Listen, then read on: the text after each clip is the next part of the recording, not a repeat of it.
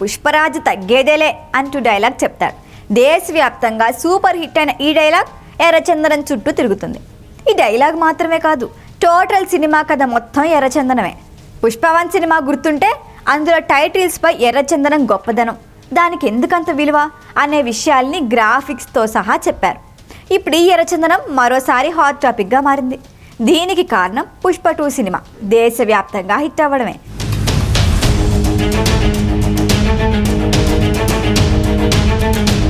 పుష్ప1 release అయినప్పుడు కంటే పుష్ప2 hit అయినప్పుడు ఉత్తరాదిన ఎర్రచందనంపై చర్చ ఎక్కువైంది. ఉత్తరాదికి చెందిన ఎన్నో యూట్యూబ్ ఛానల్స్, టీవీ ఛానల్స్ ఎర్రచందనంపై ప్రత్యేక కథనాలు అందిస్తున్నారు. దీనికి కారణం దేశంలో ఇది ఎక్కడా దొరకదు, కేవలం చిత్తూరు జిల్లాలో మాత్రమే దొరుకుతుంది. నెల్లూరు, కడప, కర్నూలులో కూడా ఎర్రచందనం పెరుగుతుంది. అయితే శేషాచలం అటవీ ప్రాంతంలో పెరిగే ఎర్రచందనం లెక్కే వేరు. ఇక్కడ పెరిగే ఎర్రచందనం అంతర్జాతీయ మార్కెట్లో హాట్ కేక్. అందుకే దీనికి అంత డిమాండ్. ప్రాణాలకి తెగించి మరీ స్మగ్లర్లు ఈ దందా చేస్తూ ఉంటారు.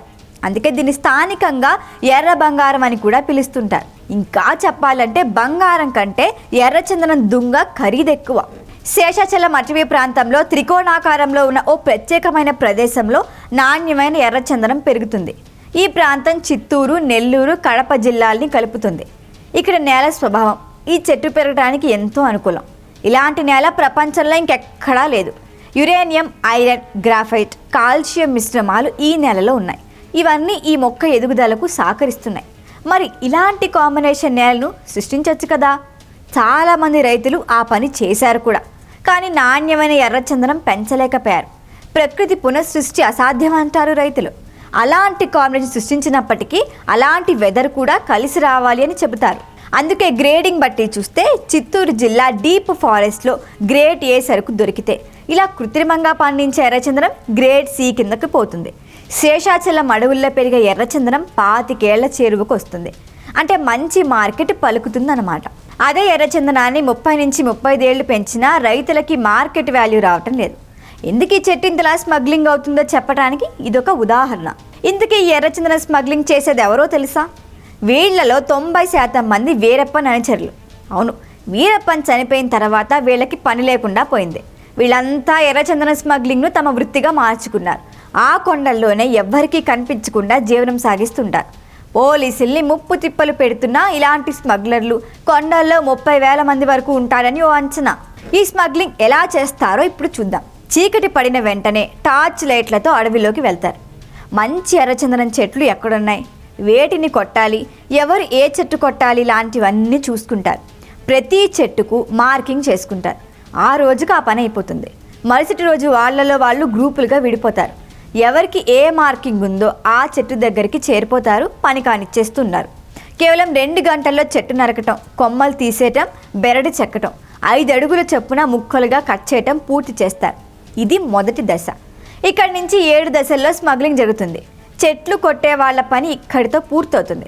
వాళ్ళకి స్పాట్లో డబ్బులు అందుతుంది. అక్కడి నుంచి ట్రాన్స్పోర్ట్ చేసేవాళ్ళు ఉంటారు. రవాణా చేయటం వరకే వాళ్ళ పని. వచ్చిన దొంగల్ని నిల్వ చేసేవాళ్ళు వేరే ఉంటారు. వాళ్ళ పని నిల్వ చేయటం మాత్రమే. అక్కడి నుంచి షిప్ యార్డుకి తరలించే బ్యాచ్ వేరే ఉంటుంది. ఇలా వివిధ దశల్లో స్మగ్లింగ్ అవుతుంది ఎర్రచందనం. ఒకరితో ఒకరికి సంబంధం ఉండదు. అన్ని స్పాట్ పేమెంట్స్, పైగా 3 ఆదాయం. అందుకే చాలామంది కూలీలు ఈ స్మగ్లింగ్ రింగ్లోకి చేరుతున్నారు. అలా 7 దశల్లో స్మగ్లింగ్ అయ్యే ఎర్రచందనం Japan, Malaysia, Thailand, China, Russia లాంటి దేశాలకి వెళ్ళిపోతుంది. ఆ దేశాల్లో దీనికి యమగిరాకి. మందుల తయారీలో వాడటంతో పాటు ఇంట్లో ఇంటీరియర్కు, బహుమతులు ఇచ్చే బొమ్మలకు, సంగీత పరికరాల తయారీకి దీన్ని వాడతారు. వీటన్నిటికీ మించి ఇంట్లో ఎర్రచందనం ఉంటే అదృష్టమని నమ్ముతారు. అందుకే కొంతమంది ఎర్రచందనం కంచాల్లో భోజనం చేస్తారు. ఎర్రచందనంతో వంట సామాగ్రి కూడా చేసుకుని వాడుతూ ఉంటారు. మనం కుంకుమ పువ్వు ఎలా వాడతామో చైనాలో కొంతమంది ఎర్రచందనాన్ని అలా వాడుతూ ఉంటారు. వంటల్లో కూడా ఉపయోగిస్తూ ఉంటారు. ఈ నమ్మకాలు, లగ్జరీలు పక్కన పెట్టేస్తే వైద్య రంగంలో ఎర్రచందనంకి మంచి ప్రాముఖ్యత ఉంది. ఇప్పటికీ ఆయుర్వేదంలో ఎర్రచందనంతో చేసిన మందులున్నాయి. కాకపోతే వాడటం లేదు. ఎర్రచందనాన్ని వయాగ్రాలో వాడతారు. ఖరీదైన కాస్మెటిక్స్ తయారీకి ఇది చాలా కీలకం. ఎర్రచందనం జ్యూస్ అల్సర్ని తగ్గిస్తుంది. అదే టైంలో రక్తాన్ని శుద్ధి చేస్తుంది. ఎర్రచందనం పొడితో చేసిన టానిక్ని రెగ్యులర్గా వాడితే ఈ ప్రయోజనాలతో పాటు చర్మం కాంతివంతంగా మారుతుంది. ఆయుర్వేదంలో ఊపిరితిత్తులు, కిడ్నీల సమస్యలు నయం చేసేందుకే ఎర్రచందనాన్ని వాడతారు. ఇన్ని ఉపయోగాలు, ఇన్ని సెంటిమెంట్స్ ఉన్న ఈ ఎర్రచందనాన్ని ఆ దేశాల్లోనే పండించుకోవచ్చు కదా. ఇంతకు ముందు చెప్పుకున్నట్టు ఏ దేశంలో ఈ ఎర్రచందనం పండదు. అంతెందుకు, ఇండియాలోనే మరో ప్రాంతానికి వెళ్తే ఈ చెట్టు పెరగదు. నిజానికి చైనా, జపాన్ దేశాలకు చెందిన కొంతమంది శాస్త్రవేత్తలు ప్రభుత్వ అనుమతితోనే ఎర్రచందనం మూలాల్ని తీసుకువెళ్లి తమ దేశంలో పండించే ప్రయత్నం చేశారు.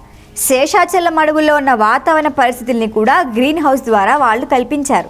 కానీ ప్రకృతికి పునఃసృష్టి సాధ్యం కాదని ఇంతకు ముందే చెప్పుకున్నాం కదా. అందుకే ఎర్ర బంగారం శేషాచలం నుంచి అక్రమంగా తరలిపోతోంది. పర్యావరణవేత్తల అంచనా ప్రకారం ప్రస్తుతం శేషాచలం అడవుల్లో గ్రేడ్ ఏ రకానికి చెందిన ఎర్రచందనం చెట్లు 10% పడిపోయాయి. ఈ తరహా చెట్లు పెరగాలంటే మరో 25 ఏళ్లు ఎదురు చూడాల్సిందే.